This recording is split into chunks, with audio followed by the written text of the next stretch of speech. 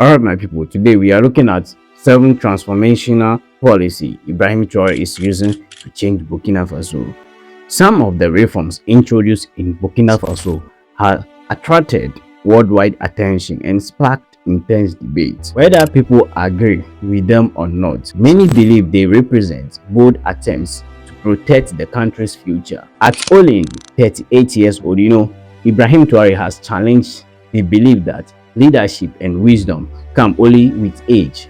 His actions suggest that vision, courage, and commitment matter more than the number of years a person has lived. Today, let's examine several major reforms that have been introduced under his leadership, changes that have reshaped the way many people view Burkina Faso. What are the laws that have been changed? I'm going to give you 7 different laws that have been changed in Burkina Faso that will perhaps bring you closer to Traoré once again. Number 1, bans on NGOs from exploiting images of the poor. So NGOs, you know who they are. They are these people coming from countries abroad. They usually go to Africa to help people. I'm sure you have seen these videos of these children with big stomachs with flies flying around them. These Somalians or Ethiopian kids, you have seen that in America, right? Yes, it's usually NGOs trying to get you send money, put money together so that they can go and help these people. Now, a lot of NGOs go to Africa, even though sometimes they look like they are trying to do the good things for the people, helping send somebody to school, giving clothes or food. They have been using that for propaganda. So they will give you very little money, but in return, they will take thousands of pictures of the subject and they will post it and publish it and sell it to buyers and say, these are things we do to Africa. This is how we help people. So now they are banned in Burkina Faso. You can't do that anymore. You see, if they want to help you, they must help you without having to take any picture of you without your consent. Isn't that right?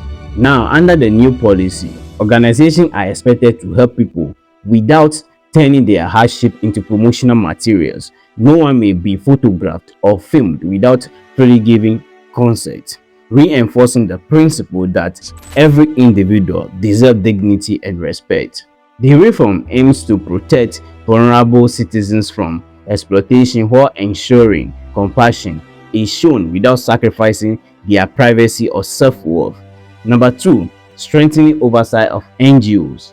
Burkina Faso has shut down about 100 NGOs. Now, it's very simple. There are rules and regulations for NGOs in Burkina Faso.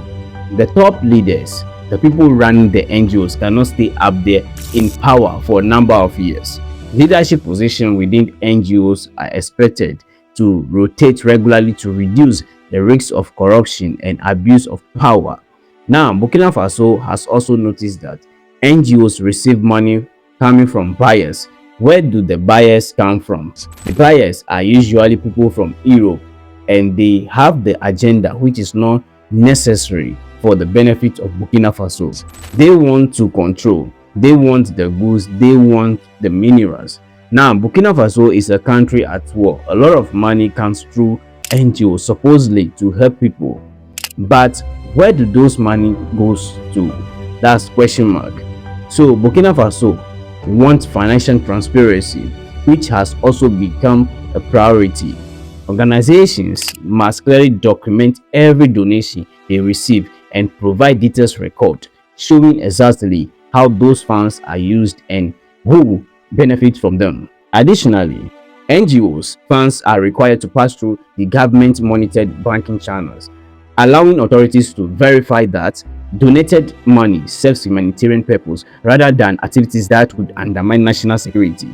These reforms are intended to promote accountability, protect public trust, and ensure that assistance genuinely reaches the people it is meant to serve. Number 3, Law 3, align overseas education with national development.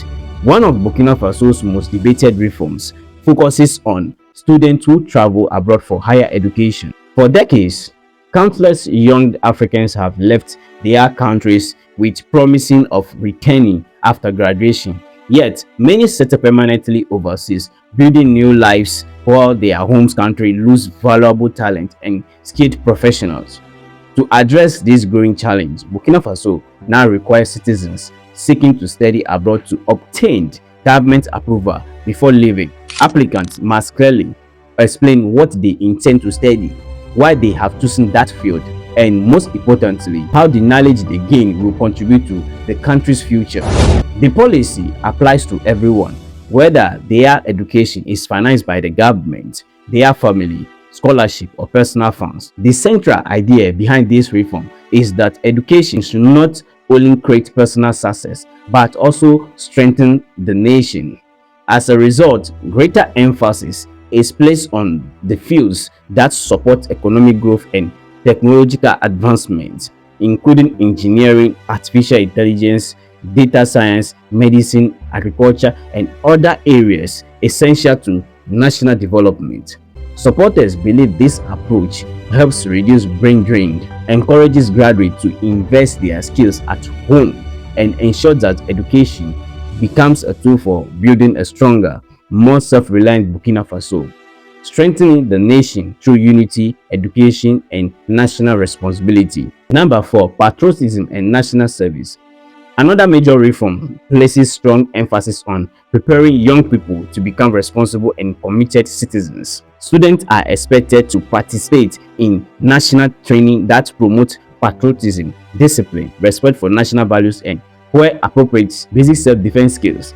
The objective is to help future generations appreciate their country's history, culture, and identity while developing a stronger sense of civic duty. Supporters of this initiative believe that true national progress begins when citizens value their own heritage instead of placing foreign cultures above their own. They also argue that every citizen should possess the knowledge and the confidence to protect themselves, their families, and their community during times of crisis. The message behind the reform is that faith and hope remains important, but they should be accompanied by practical preparation, responsibility, and the ability to respond when challenges arises. Number 5, expanding access to free education. Those are one of the key factors that Burkina Faso is driving in.